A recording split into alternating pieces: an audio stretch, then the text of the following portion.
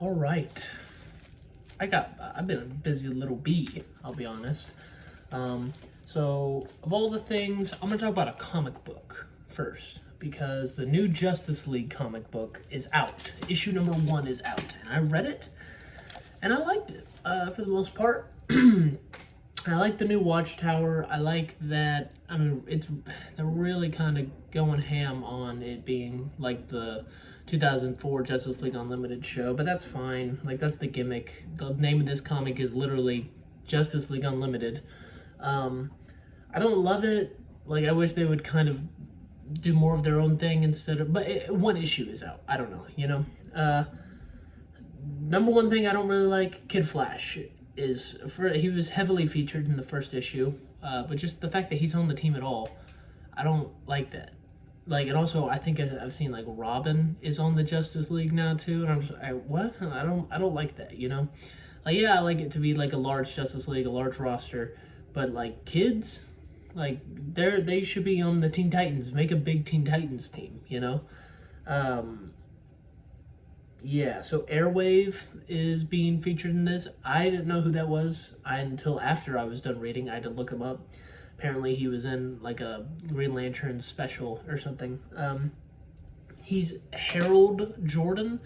He's Hal Jordan's. Hal is short for Harold, so it's like his cousin or something. I don't like him that much. He had a cool moment. He can travel through airwaves, hence the name.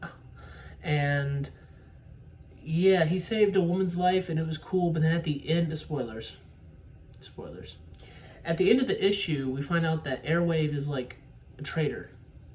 I guess. Okay, sure. First issue, really? We're gonna just drop that? I don't know. Black Lightning, love Black Lightning. So I was very happy to be able to see him get heavily featured in this first issue, along with Star Sapphire, who I don't love, but I love Black Lightning. So I love his new suit. I'll be honest. I don't love the like sunglasses that it looks like he's wearing. I wish it was back. I prefer the domino mask that he had during the mid to late aughts. That's fine. I like the rest of the suit though. I think it's really cool. I don't like how over-designed it is. It feels a little over-designed with like some yellow trimming here, and then this will be black, and this is blue, and then it's gonna be black with it'll become blue with a little bit of yellow trim, and it's like, I like for them to be a bit more simple. Like, I'm sure that would look good in animation or live action, but like on a comic panel to go from like, this is another point I'm gonna get to later, but yeah, and to go from like Batman and Superman that look very simple, very clean, to going and seeing Black Lightning where he's like not extremely, I'm exaggerating, but he's like a little over designed. It's a little jarring, it doesn't mesh very well, because like, that's why I don't really like the superhero suits from the 2020s. 2019 I feel was the last year where like everyone on a team had like a similar vibe, a similar aesthetic, because like the New 52, everyone was in armor, and then 2016 Rebirth, it was like a cross of armor and cloth. But now it's like you can have someone be looking so over designed next to someone just in like a monocolor suit, and I don't like that. Go back to like the aughts, like the JLA 06 comic. Everyone seems like they're in pretty similar design. Maybe I'm just talking out of my ass. But like, either simplify down Black Lightning's design or make Batman and Superman's design a bit more complicated, That's just me though. Or don't do anything at all, because I'm one person and there's a whole bunch of people that read this comic book. Last person, another gripe. Wally West's suit, it looks like ass. I mean, look it up. It looks bad. Like, I like the black on it, and I like the two-pronged symbol instead of 3. That's cool. But like, it didn't have it in this issue, but I've seen a bunch of other like previews for the Flash and cover art where he has he has the red cowl, obviously, it goes like over his nose is exposed. He has this yellow wingdings, I don't know what to call them, on his ears, and it goes from like here and it connects yellow, like right here. So it just looks like he has a fucking big glowing yellow mustache over his nose. It looks awful, and I hate it. They didn't have it in this, but still. But yeah, I don't know. I don't like it that much, his new suit. We'll see if it grows on me. Hopefully, because I like Wally West Flash. He's not just one of my favorite Flashes, my favorite Flash. He's one of my favorite DC heroes. So I am so happy to have a Justice League comic again, though. It's been so long. When did it, like 2022? It's been 2 years that I've had to go without a Justice League comic. Oh, it's been awful. I'm a DC fan. Been rough. It's been rough the past like 12 years. Fuck. Ever since The Dark Knight Rises came out, dude. And I wasn't even a big fan of The Dark Knight Rises, honestly. I mean, Talia's death scene, some bullshit. I don't remember what she says. And then she just goes, that was awful. We could get another take for that, or was that the best one? You know, like, man. And then Tom Hardy, you know. I mean, he even sounds kind of like that in Mad Max Fury Road. If you can't fix what's broken. It's so funny. That's the one gripe I have with Mad Max Fury Road, the heavy use of ADR. Now, I know they had to do it, but it just doesn't sound that good, you know? I'm not mad that they did it. I prefer it to how it was before, but, I mean, not that I know, but I know it's better. But it's just the way that it sounds. You got to fix what's broken, you'll go insane, or whatever he says. It sounds bad. That's the one thing, because on Letterboxd I gave Fury Road 4.5, but because of the ADR, dude, pisses me off. I feel like if the ADR wasn't as bad, it would be a 5. But it just drives me insane. Oh my god, when I listen to that movie.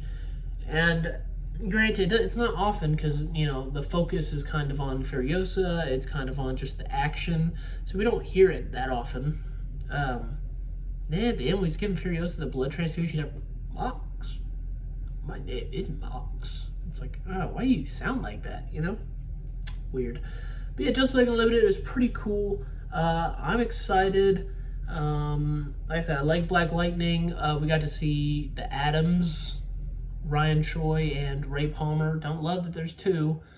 Wish there was just 1, but that's okay. I mean, either one. I would prefer Ryan Choi because, like, I was a fan of his All New Adam series, even though it was a little boring. I think we can all admit the 06 to 08 All New Adam series was a little boring. It was just Ray Palmer, but Asian. Like, wow. You know, you couldn't have done anything better with that. He's literally just, like, that's what's so annoying. And then same with, like, Jason Rush back in the 2000s. He's Ronnie Raymond, but black. And it's like, okay. Like, make him interesting. Like, don't, like, they just have him act. Oh, granted, Jason is a little, like, now Jason has his own thing where he's the smart one, while Ronnie is the kind of dumb one. So I like that. The New 52 added that, and I like it a lot. But yeah, like with Ryan Choi, he never really had anything. He was a student of Ray Palmer, and then he just became a professor like Ray Palmer. I don't know. Another movie I saw, Heretic. I thought it was fine. You know, I have some people I work with that are like raving about it, which I don't get it. I thought it was pretty cool. I loved the first half. Whenever they were debating up in his like rooms, I love his 2 rooms in the beginning. 1, 2, 3. Yeah, there's less than 5 locations in this whole fucking movie. I loved his first 2 rooms. The sitting room in the beginning, it's kind of dark and it's kind of eerie. I like that a lot. The blueberry pie, that was very cool. And then they get into like the chapel room. Excuse me, I just woke up. Damn, you done? All right. The chapel room was pretty cool. I like that a lot. I like the Monopoly stuff was fun. The Radiohead and the Hollies and Lana Del Rey was all fun. Jar Jar Binks. Excuse me. That was fucking hilarious. Oh my god. Yeah, having Hugh.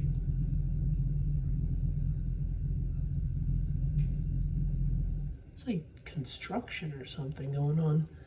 Every time I'm about to film, it's crazy. It never happens. And then I'm about to film, and then it happens. Same with like my toilet bubbling up. That happens, or maybe it's my shower. But that happens because someone else is taking a shower, you know? That's nuts. I hope you can't hear that because I'm getting annoyed. I don't like noises. Okay, power through it. Yeah, I even wrote on here I didn't love the dungeon. I don't. It's like it was annoying. As soon as they went into they walked down the stairs and it was a dead end. I was like, oh, I'm not gonna like this. Because I thought from watching the trailer, and you will go watch the trailer too. Doesn't it seem like his house is a maze? Isn't that the vibe that it's kind of given off, especially with the title Heretic, where it comes together like the maze? I don't know. Maybe I misinterpreted. Maybe that's on me. But I was just expecting his house to be a maze and to have it be like an escape room, instead of it just being they go down into his dungeon and that's it. You know. The main two cast, the two girls, loved. They were great in the beginning. That might have been my favorite scene, was the very opening scene of them just talking to each other. You know, there was no one else around. Man, my lips are so chapped. I work in a freezer normally, and it's cold outside, so that's like doubly bad.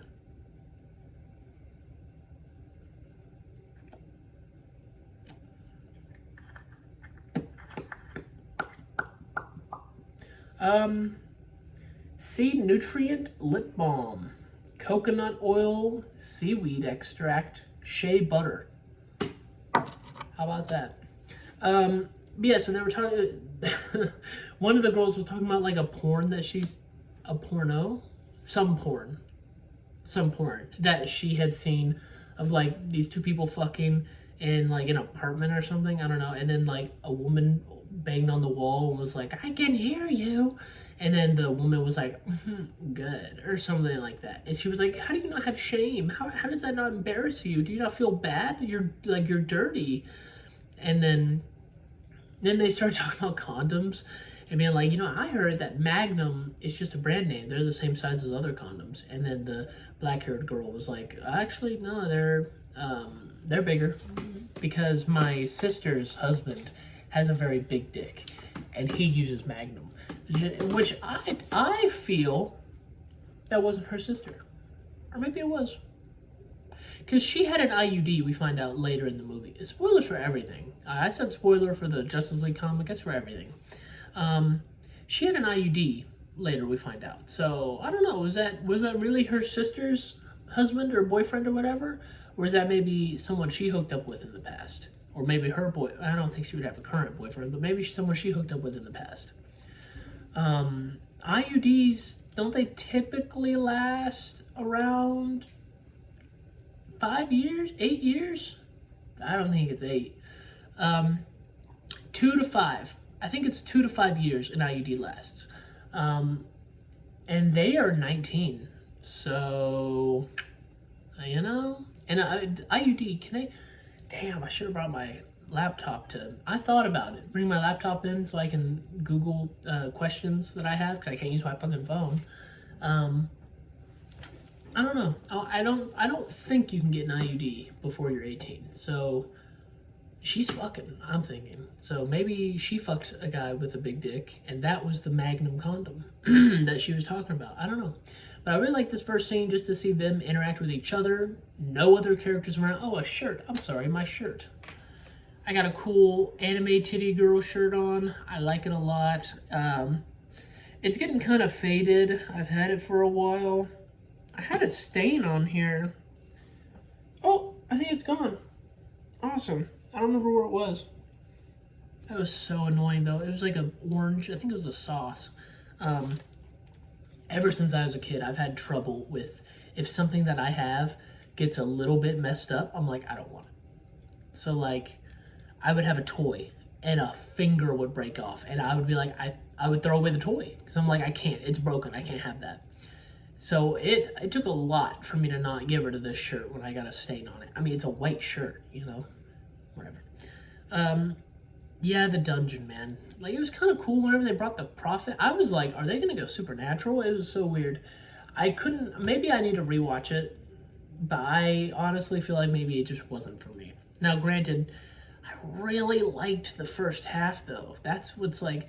I loved the back and forth. I like how it wasn't just Hugh Grant being like, "Oh, religion fucking sucks." Actually, the two girls were like throwing it back at him. Oh, whoa, whoa! That's not what I meant. But they were like, they were pushing back. That's what I meant to say. Oh shit, that was funny. They were pushing back. They were standing up. Well, Barnes was standing up for herself, but I liked that, you know. And then Barnes fucking dies, and we're with fucking Paxton the rest of the movie, and I don't love that. That's another thing. When Barnes died, I was like, oh shit, because I really liked Barnes, and Paxton is like there, you know, but there's a fucking joke, dude, where he brings out his Book of Mormon and it's like a bunch of tabs and he's written in it and it's like clearly that he's read it multiple times. And Paxton's like, his name is Reed. They call him Mr. Reed. She's like, Mr. Reed? Wow, more like Mr. Reed. It was cute, but like it was all right, you know. I want to be done talking about this. So the ending of the movie, Barnes died around halfway to 3/4 in. I don't know. And then the ending is up for interpretation.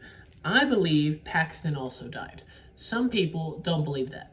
Here's what happened. Barnes died, gets her fucking throat slit open, and then he's like, "Oh, here's why she's not going. Here's why she had to die," and cuts open her arm and pulls her IUD out, and he's like, "Oh, nope, that's Vane."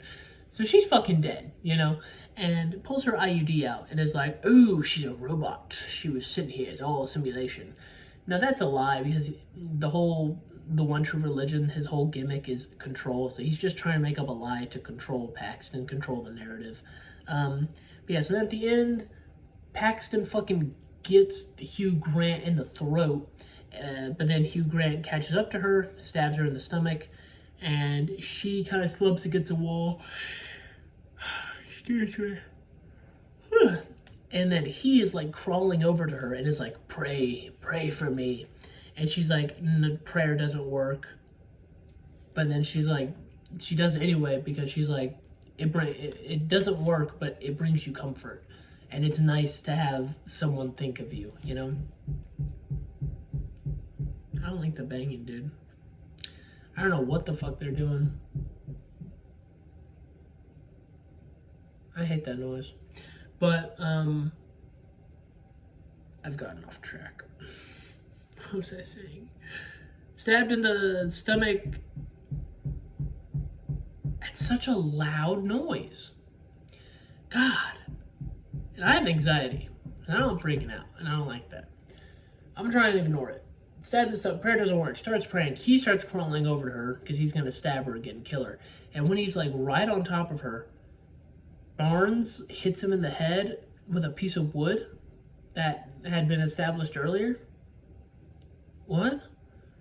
And then the next shot we see is Paxton like leaving the room and then, you know, finding a window and getting out into the snow. Huh?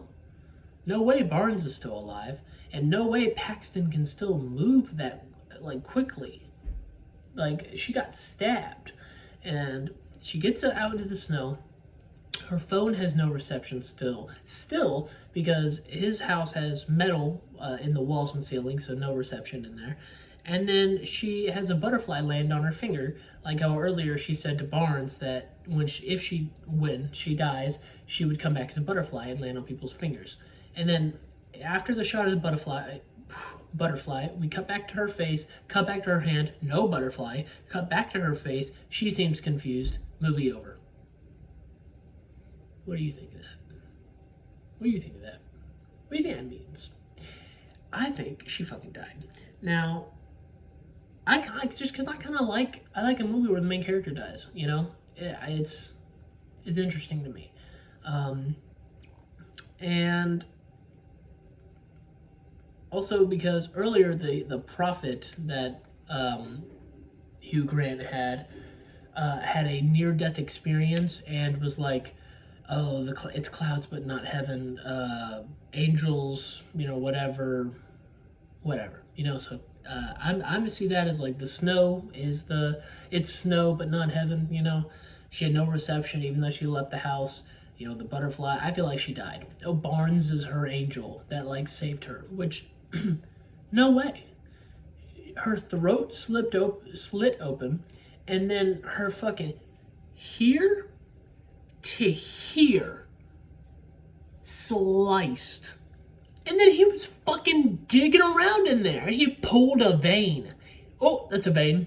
Like, no, she's not alive. And then it's like, what, like 20, 30 minutes later? No, she's not alive. So, yeah, that's why I feel like Paxton died at the end. And I was able to put this movie on my films that bury the lead letterboxed list. Isn't that cute? They bury the lead. So, to play on words. Anyway. Next movie, The Invisible Man. I saw. Love this movie. Was not a first time watch. I was showing my friend and he liked it. Good. I like this a lot. Elizabeth Moss, boo. Boo Scientology, boo. But she's great in this movie. I think she gives the best performance because, a lot of the movie, there's nobody there. It's her and then an invisible person. So it really relies on not just her acting, but her... God, I don't like all these noises. I'm gonna try and ignore it. I know I keep saying that, but that's because I keep trying to tell myself that. Her facial expressions, her body language, it was crazy. It was really good. Especially the fight scene near the middle where it's just her, and the behind the scenes was really cool. They had a guy there in green in green screen, like out onesie basically, and then they had her hooked up to wires so that she can get thrown around. It was pretty cool. I like it a lot. Aldous Hodge, he was also really good. Hawkman from Black Adam. He was also on a show called Leverage, which I watched a lot and I liked. So he was really cool. He was really good. He's a good dad too. I like that in the movie. Other person, Storm Reed. Storm Reed from Nicky, Dicky, Ricky, and Dawn, that one Disney show. But also, she was in The Last of Us. She was Ellie's friend, the one that got Ellie bitten. Right, she was Idris Elba's daughter in The Suicide Squad, the Deadshot wannabe. So upsetting. They had Idris Elba, just make him Deadshot, whatever. But they call it's Bloodsport, it's fine. Man, but imagine 2016 Suicide Squad, but it's Idris Elba as Deadshot instead of Will Smith. Would have liked that. It's cool. Oh, there's a guy in there that was also in the 2009 British movie Triangle that Liam Hemsworth was also in. And I like Triangle a lot. Yeah, so cool to see him. The more I watch it, the more I acknowledge the faults in this movie. Something I don't... And the biggest gripe I have is the lack of communication that is kind of rampant in a lot of horror movies. It's getting better as time goes on, but like the fact that this came out in 2020, just 4 years ago, it's like, whoa, well, almost 5 now. That it's like, wow, that's recent, and it's like annoying, and I don't love that. Like, the Invisible Man gets on her laptop and sends emails at 5 a.m. to her sister being like, I hate you, I wish you died, instead of, the Invisible Man, because he fakes his death. And then she goes to visit her sister and is like, so that's how you think of me?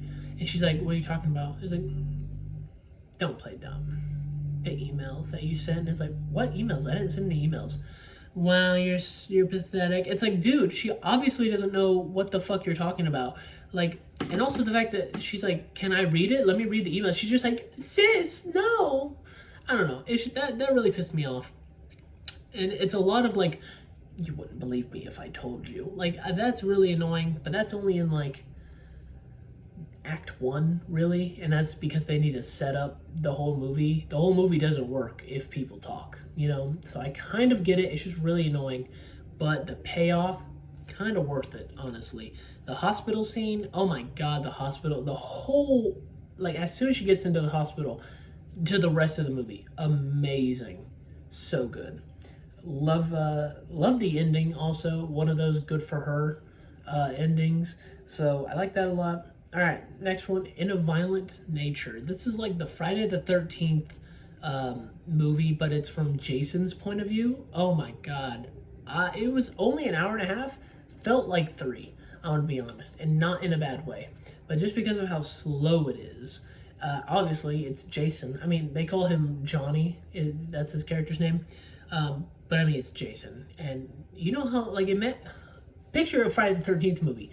We're with the teens for so long, and then every so often Jason appears and kills one of them. And then we don't see Jason for a little bit, and we're with the teens again. Now we're with Jason's point of view. He's by himself for so long, just walking in the woods, because he doesn't run. I mean, you expect him to run? Look at him. He's just a big old boy. He's gonna have to do his best to walk. If he ran, I feel like he would break his knees or ankle. He'd break something if he tried to run. Cause yeah, he sat down at one point in the movie and it was like boom. Like that boy is heavy. No way he could. He probably jogged. I don't know. I hate noises, and it sounds like knocking. Cause oh man, I think I have that fear maybe because of my dad. Of like, I hear his footsteps coming up the stairs, and I'd be like, oh, here it comes, and I hear bah, bah, bah, bah, bah, bah, bah, on my door. So now I'm like freaked out by knocking and by heavy footsteps. It like instills a fear into me, you know. Oh, okay. What was I saying? Jason, very cool. Yeah, there's just a bunch of nothing and then crazy hyper violence and then back to nothing. Loved it. Well, really, really liked it. I wouldn't say loved it. Favorite kill was probably the Ranger. Holy shit, that sucks. It's like, so the movie, it's basically like Friday the 13th, like 3 or 4, you know? And, or maybe 2 or 3. So the Ranger character was like, he's from the past movie where, you know, he was the sole survivor. He's the one that put Johnny in the ground in the last movie. And so now Johnny gets him and kills him. And the way that he does that is he fucking shoves his hand into his back and breaks his spine, paralyzing him. First of all, that's awful, just in and of itself. And then he just drags him over to a little, like, shop. And fucking, dude, this was kind of funny. Where he props him up so he can see. And Johnny puts a little wood block into the carver and then turns the thing on. And it cuts the wood block in half. As if to be like, you see? You see what's about to happen? Okay. And then he grabs his arm and puts it in and does it and cuts his fucking arm off. No cut either. Crazy, dude. That's another thing I really like. There's a lot of like long one takes in this movie. And it was impressive. Like, what was the cut here? I'm sure probably when Johnny walked in front of the screen, they did a little cut, but still. I really liked that. And then the dude can't even scream because he's paralyzed. So he just has to watch. He's trapped in his own body. That's so scary. I hate that. And then Johnny cuts his head off. It was crazy. Another favorite kill was when Johnny was on the ground and we have a overhead shot and Johnny gets up and there's two boys running away. And Johnny gets up and he has his axe. He just fucking just throws it so quick. And we hear like a like off screen, and Johnny's just walking and we're overhead and we're just following, all one shot, no cuts. And then we get to one of the dead boys has the axe in his head and he just yanks it out, or maybe he leaves it. I think he just leaves it because the other boy had like a fucked up foot, so he can't run, so he's crawling. So he just walks past. Yeah, he hit the one that was running and then the other one's crawling. Yeah, he leaves the axe. He's crawling away. He's like, oh, please, please. He just picks up a rock and then just throws it on the dude's head. It pops, dude. Like a water balloon, his head pops. Again, no cuts. No visible cuts that I could see. Obviously, there had to be, or they didn't just kill an actor. But it was so impressive. It was so cool. So I really liked In a Violent Nature. That was really cool. Last two, technically, Gladiator and Gladiator 2. So I saw Gladiator 2 first in the theater last week. I was going to watch it the day before, but plans didn't work out. So I ended up seeing Gladiator 2, and then last night I saw Gladiator. Holy shit, Gladiator 2 pales in comparison. Pales. The Gladiator is amazing and like revolutionary, I feel, for the year 2000. And it's like this. I mean, X-Men came out this year, and this is way better than X-Men. But yeah, it was amazing. The thing that I noticed, how much Gladiator 2 just rips off from the first one. Like in the first one, Marcus Aurelius tells Maximus, also almost every single character's name ends with an S. Like 95% of their names end in an S. My name is Maximus Decimus Meridius. Then you have Marcus Aurelius, and you have Commodus, and you have Gaius, and some other ones, Lucius, I don't remember. Pedro Pascal character's name. I don't know. Denzel Washington's character's name ends in an S.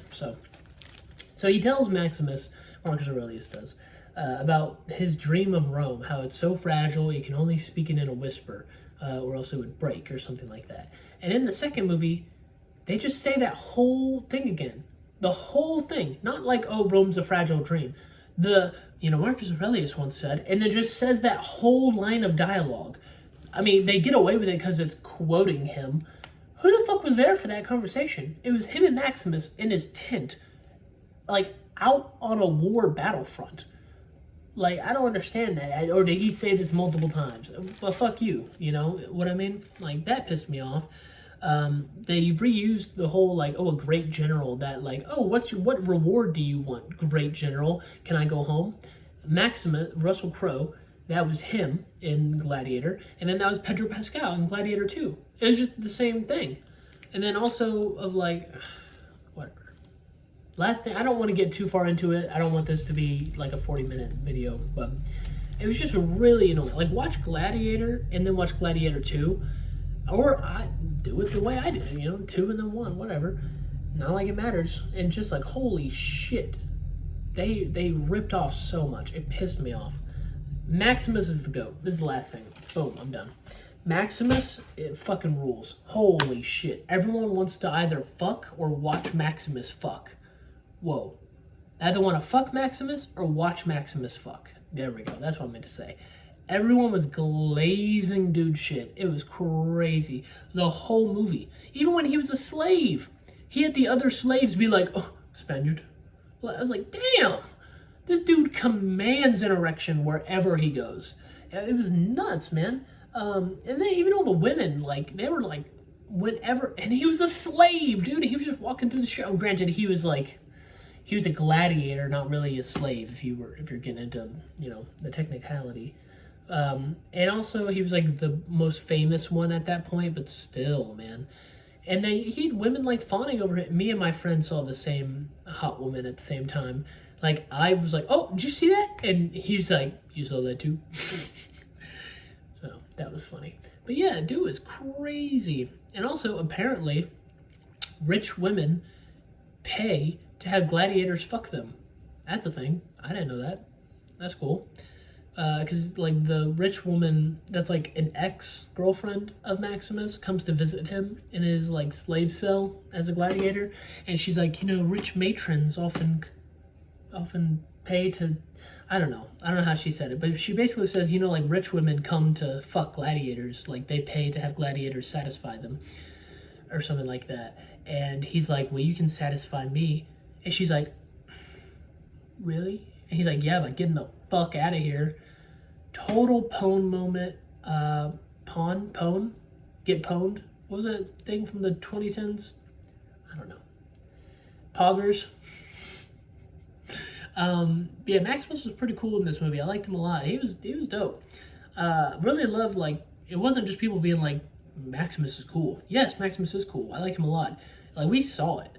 Like, crowds roared at the sight of him, you know? Like, he would walk down the street and everyone stood to the side and watched him go. And we saw, like, the camera panned and we saw their faces and they were like, you know? Like, it was cool. Glazing was weird. Damn. Like, that much, though? There wasn't a single person that was like, I don't think he's all that. Like, every single person liked him. That was nuts. Yeah, way better than the second one. I gave the second one 2.5 out of 5. I didn't dislike it, but I really did not like it, you know? Now, this movie, I have not rated on Letterboxd yet. I'm doing that today because I saw it last night. I don't know. I don't know whether to give it, I think I'm going to give it a 3.5. That was a really, really good movie. Oh, Maximus dies at the end. Another movie I can add to my films that bury the lead, you know? And I liked it. I liked that he died. I knew that he died because in Gladiator 2, you know, they talk about him dying. So I was ready for it, and it didn't disappoint. I liked it a lot. That final battle, he still killed Commodus. Very cool. Yeah, but then Gladiator 2, man. I don't know. The only thing Gladiator 2 has on Gladiator, is better visuals. Obviously, it came out 24 years later. If it didn't have better visuals, I'd be very pissed. But it has better visuals, better like set designs and costuming, and better fight choreography, I would say. But the story, no chance. You know, the first movie, that story is so much better. So yeah. I was gonna say I have a friend. He's not my friend, but I have an acquaintance that gave both movies 4.5. Now, the first Gladiator movie, you know, if you like it a lot, I'm giving it 3.5. You give it the first Gladiator movie 4.5, I get it.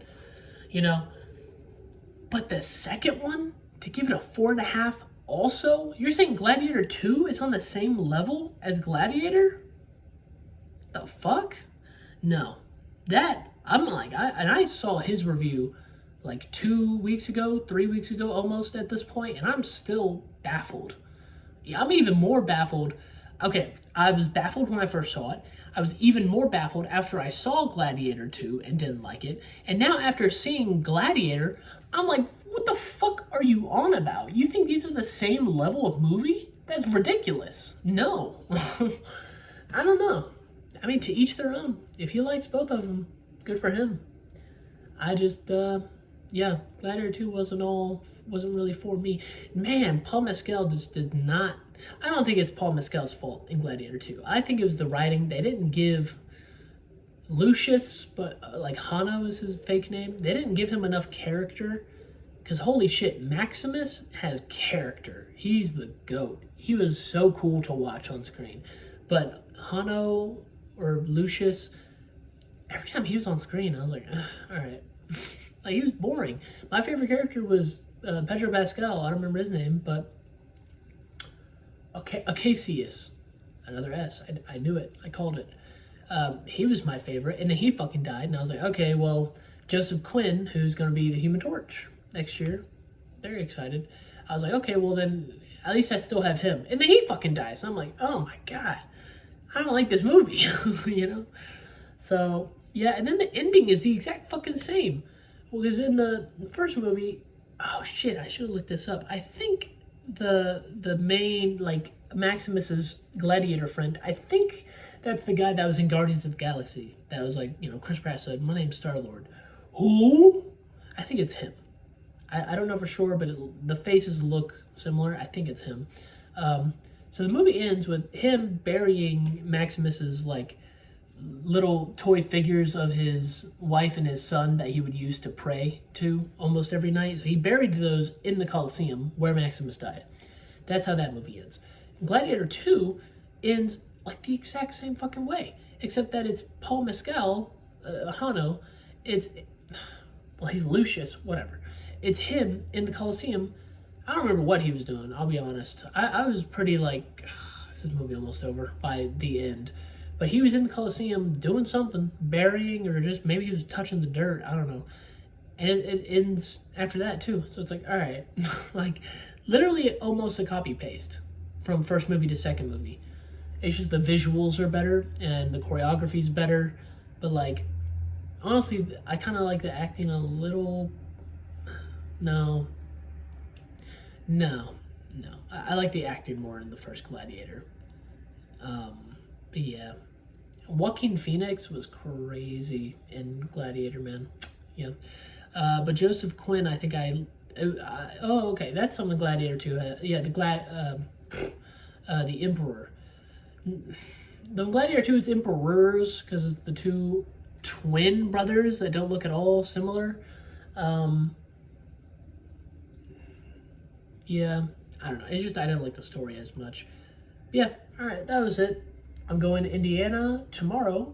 Me and my partner, we're gonna drive up there. I'm excited for that. Tonight, I'm gonna go see Y2K.